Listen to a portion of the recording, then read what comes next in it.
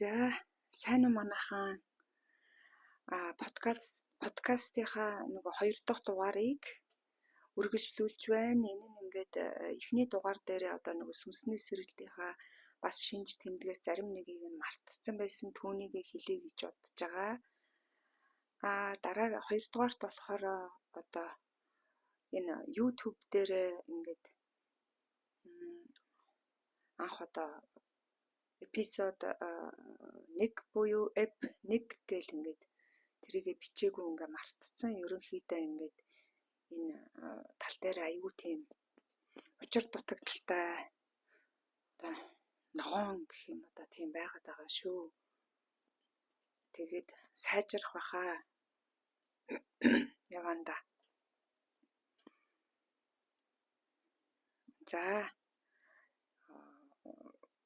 тэр мартцсан байсан шинж тэмдгүүдэд болохоор бас нэг нэртэй холбоотой зүйл байж байгаа.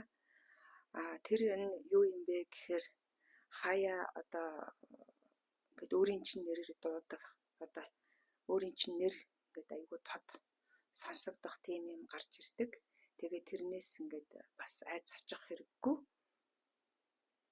Тэгээд тэр үед нь одоо ямар асуудал шийдэх гэжсэн юм ч гэдэг юм уу юу бодож исэн юм ч гэдэг юм уу тэрийгээ ингээд анхаарахыг хичээгээрэй. Яагаад тэгэхээр би бас надад айгүй цөөхөн тохиолдсон.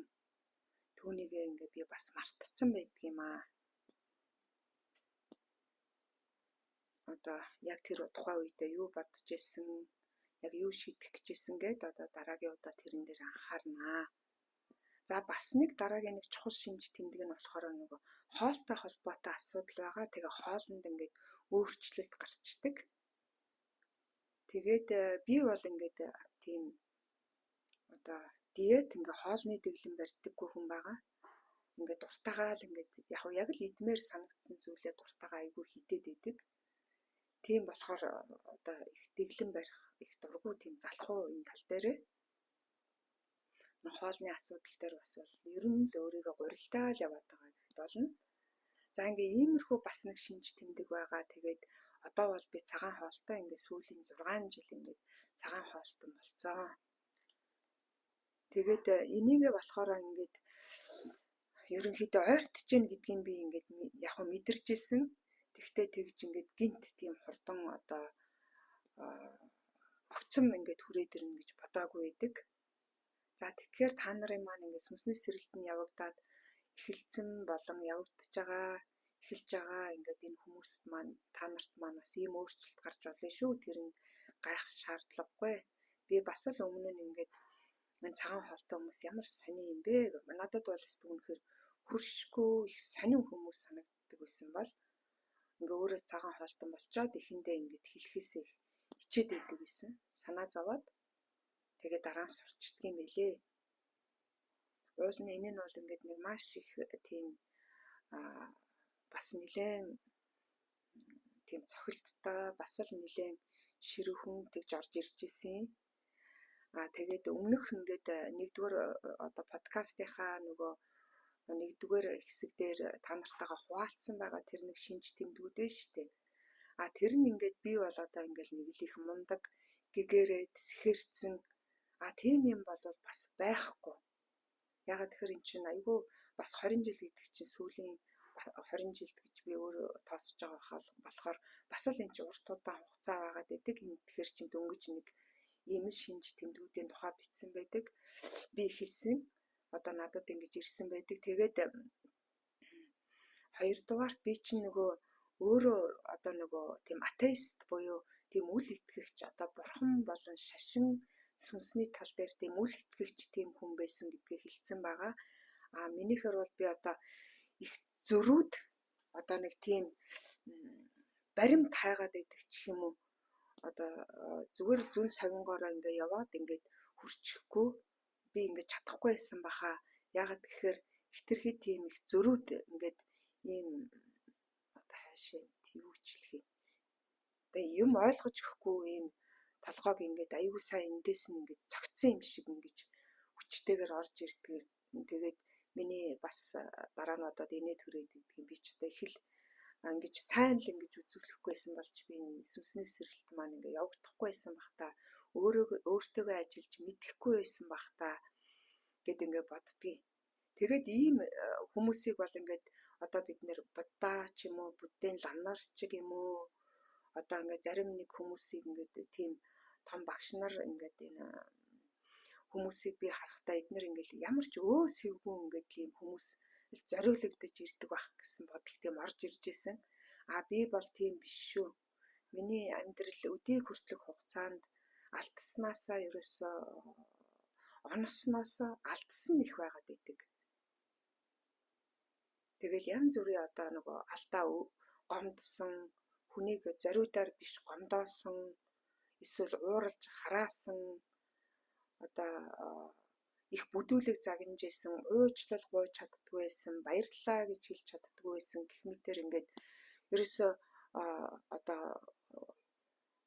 бол ингээд хүнээс ингээд зарим юмгаа бол ингээд нуумаар тийм ичмээр зөндөө их зүйл хийжсэн, тохиолдожсэн ийм алдаа оноогоор ингээд дүүрэн хүн байж байгаа шүү. Тийм болохоор би өөрөө л юмтэйгээ ажиллаж, чадах чинээгээр хичээллэж, ойлгож ингэж явж байгаа. Тэгээд энэ сүнсний сэрэлтийн нэг сайхан юм нь аяндаа ингээд өөрөө өөртөөгөө ажиллаад эхэлдэг. Ястаа нөгөө дотроосоо ингээд энэ гэгэрдэг шүү. Дотор талаасаа ингэж ажиллаж, өөрөө дотгошоогоо ажиллаж ээж ингээд энэ гадагшаага ингэж тархаж нөлөөлж идэг шүү гэдэг үгийн учрыг ингээд үнэхээр л олохыг хичээж явна. Өөрөө өөрийнхөө хэмжээгээр ойлгож байгаа, олж байгаа, үүндээ маш их талархаж байгаа. Тэгээд эндээс нэг чухал ойлгосон юм болохоор одоо энэ далд ухамсартайгаа ажиллаад, өөрөө өөрийнхөө алдаатай ажиллаад, одоо нөгөө хевсэн дор нууцсан одоо нөгөө ингэ шүүрдээд нууцсан хог шиг ингээд энэ бүгдийг гаргаж ирээл ингээд нэг нэгээр ажиллаад одоо өөртөө энийг ингээд ичээд нуугаад ингээд байх юм бол юу засрахгүй өөрөө өөртөөгөө ажиллаж болохгүй чадахгүй. Тийм болохоор нөгөө хийгөө ингээд бясалгал хийх явцдаа ингээд яг ороод ирэх бүрд нь одоо ингээд ажиглаж агаад одоо хянаж агаад одоо ажиглагч гэж бас нэг үг яваад байгаа шүү дээ. Ингээд яг тэднэрийг ингээд гаргаж ирээ тэгээд тавьж үнэн сэтгэлээс уучлж тавьж явал сурна. Тэр болтол өстой маш их хугацаа шаардагдсан надад шаардагдаж байгаа. Одоо хүртэл ингээд ажиллаад явж байгаа. Заримдаа бүр инээдтэй яасан дуустгүй хог навшвэ гэмээр байдгийг шүү дээ. Тэгээд ингээд мартцсан юм уу гэтэл хизээч хүн мартдаггүй юм байна.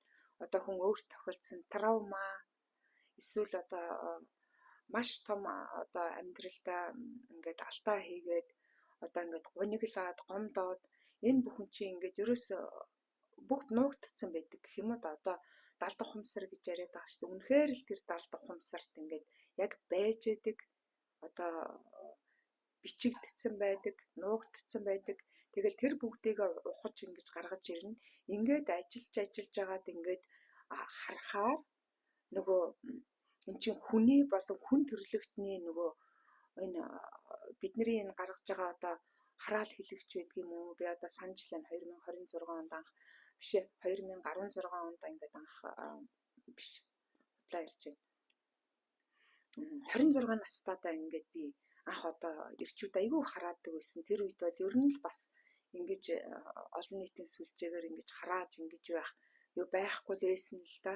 Гэхдээ л ингээд одоо согтуу ирчүүд ч юм уу ингээд ирчүүд савл хэвлэл эмэгтэйчүүдийг ингээд элдвэр нь харааж идэг. Тэгэнгүүт би одоо нэг хэдэн удаа уйлаад одоо ер нь өөрөө хараагаас сурчий.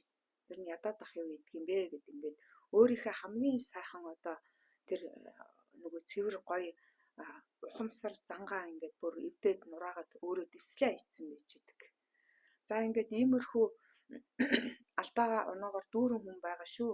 Тэгээд ингээд энэтэйгээ ингээд одоо та нартаа ингээд яг ойлгосон хамгийн чухал нэг тийм цэгээ ингээд хэлэхээр хүн болон хүний нөгөө нэг энэ араншин чинь ингээд ааш авир араншин ингээд энэ орчноосоо их болж идэг. Нийгмээсээ орчноосоо их болж идэг. Өссөн орчингоосоо маш их болж идэг. Тийм болохоор энэ хүний яг нөгөө жинхэнэ ааш авир араншин одоо энэ сүнснийхээ сэрэлтээ явагдаад эхлэнгүүт гардаг юм байна. Миний хувьд бол тэгж ойлгосон. Энэ хүний нөгөө мөн чанар, хүний жинхэнэ тэр нөгөө сайхан чанар гэдэг чи яг ингээ гараад ирдэг юм билээ шүү дээ. Тэгэхээр энэ бидний үнэхээр төрөлхөөс өгөгдөлтөө ингээд муу зан ааш авир гомдол ингээд өөртөө хайргүй байх, өөрийгөө хүндлэхгүй байх энэ бүхэн чинь биш юм байна. Тэгээд яг энэ одоо үйл явцтай энэ сүнсний сэргэлтийн үйл явцтай тэгээд өөртөөгөө ингээд ажиллах үйл явцаар нөгөө яг жинхэнэ зан чанар маань гарч ирдэг юм байна шүү гэдгийг ойлгох надад аюу сайхан байна. Энийг та нартайгаа хуваалцах ингээд захиж хэлж байгаа да аюу баяртай байна. За тэгээд сүнсний сэргэлт ингээд анх явж байхад ингээд гинт ингээд одоо нэг бусдаас ингээд нэг өөр болцсон юм шиг, сайхан болцсон юм шиг ингээд тийм санагдаад байдаг. Тэгээд дараа нь энэ үйл явцтай ингээд одоо 20 дахь жил дээр ингээд ойлгоод эхлэнгүүт энэ сүнсний сэргэлтийн явагдаж байгаа одоо энэ гэгэрж байгаа, сэхэрж байгаа гэж хэлэх юм уу? Энэ үйл явц маань ерөөсөө шинэ зүйл биш ээ. Одоо ингээд хүн төрлөختний үйл ингээд энэ одоо түүхт үйл явдал ингээл энэ бүх зүйлээс ингээ харж байхад одоо буддын ламнаар том Будда багш маань байна, Есүс Христос байна. Эсвэл энэ том одоо цагийн маструуд, том эрдэмтэд байна. Энэ квантын физикийн тухай, одоо метафизикийн тухай нөгөө биднэр таниулж байгаа энэ эрдэмтэд ингээд энэ бүгд ингээд энийг ингээд чадах чинээгээр одоо шинжлэх ухаан нөгөө ингээд олж нээж байгаа шүү дээ. Чадах чинээгээрээ л гэх бах та. Тэгэхээр энэ маань ерөөсөө шинэ зүйл биш юм байна гэдгийг ингээд мэдэгдээд эхэлж байдаг. Өөрт маань тэгээд бас бусдад маань ч гэсэн одоо ингээд энэ мэдэгдэж байгаа тийм болохоор бас ингээд ийм цаг үед ингээд бас надад ингээд таарч байгаад аюу баярлж байгаа байхгүй юу? Одоо 10 жилийн өмнө, 20 жилийн өмнө, 15 жилийн өмнө би энэ тухай юу ч сонсоогүй, хүмүүс ингэж ярьдгийг ч мэддэггүй, подкаст байдгийг ч ингэ мэддэггүй, бас л нэг ийм хүн яваад байсан байгаа байхгүй юу? Тийм тэгэхээр одоо хуучны дундад зууны үед бол одоо ийм хүнийг бол ингэ шулан байна гэд одоо барьж аваад амьдаар нь шатаачих нь шүү дээ. Тэгэхээр бид нэр айгу сайхан цаг үед төрж байгаа ингээд байгаа байхгүй юу? За тэгээд нэг юм байна. Бас нэг дараагийн нэг одоо энэ сүнсний сэргэлтийн үйл явцын хамгийн чухал шинж нь болохоор энэ ерөөсөө л энэ сэргэлт маань чимээгүй явдаг. Ямар ч чимээгүй хэдий чинээ одоо ганцаараа байж чадна, чимээгүй байж чадна, бясалгал хийж чадна. Тийм үйл явцаар л сэрдэг. Гинт ингээд одоо юу гэдгийг нэргэж дуграад ч гэх юм уу аянга цахилгаан цахиж байгаа юм шиг тэгж ирдэг юм байна. Тийм болохоор ингээд одоо над шиг ингээд их цаг алдаад байхгүйгээр ингээд өөрсөдөө цаг гаргаарай. Аль л болохоор нөгөө би хэлсэн шүү дээ ингээд цаг нар маань нэг л мэдхэд ингээд айгүй үнэтэй болцсон байдаг. Энэ нь ингээд хүн харахаар айгүй ганцаардаад байгаа юм шиг байдаг боловч тэр хүн ажиллах нэг тэгж ажиллах шаардлагатай тэгж байхаас өөр аргагүй болоод идэг юм билээ. Тэгээд бас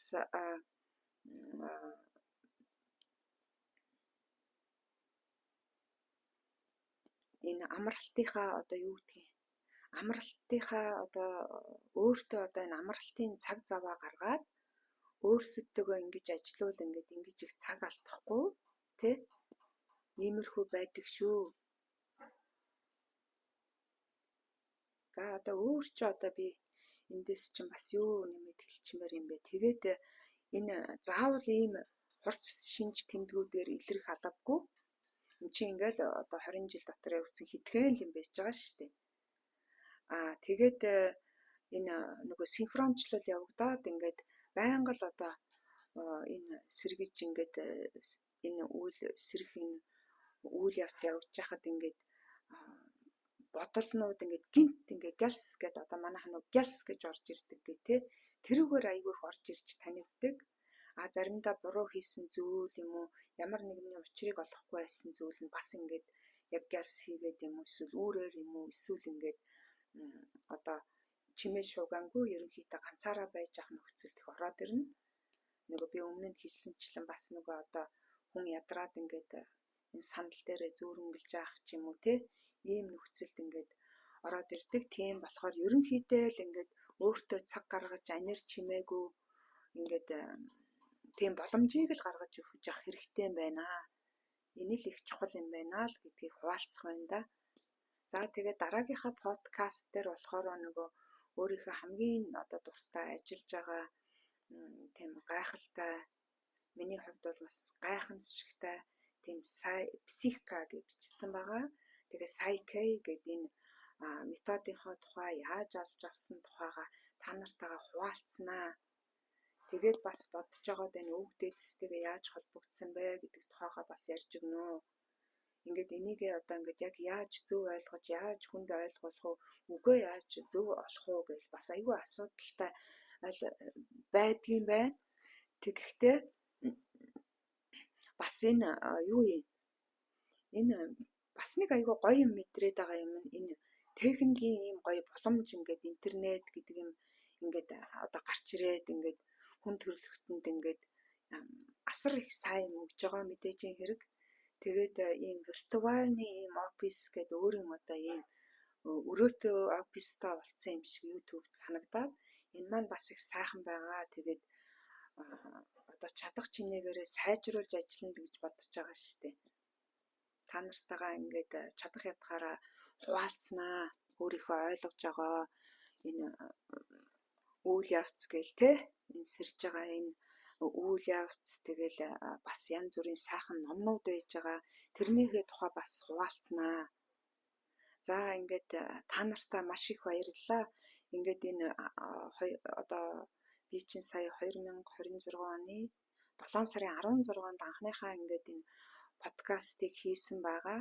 Тэгээд өнөөдөр ингээд өглөө ингээд харсан чинь ингээд 190 хүн ингээд үзсэн байна гэсэн юу гарч иржсэн. Тэгээ надад бол айгүй энэ айгүй гайхалтай айгүй ихтэй байгаа байхгүй юу. Тэгээд үүнийг маань ингээд чин сэтгэлээсээ үзэж байгаа хүмүүстэй үзэж байгаа ингээд одоо энэ сэрэнг одоо юу гэдгийг сэрж байгаа хүмүүстэй маш их баярлж байгаа шүү. Маш их баярлалаа.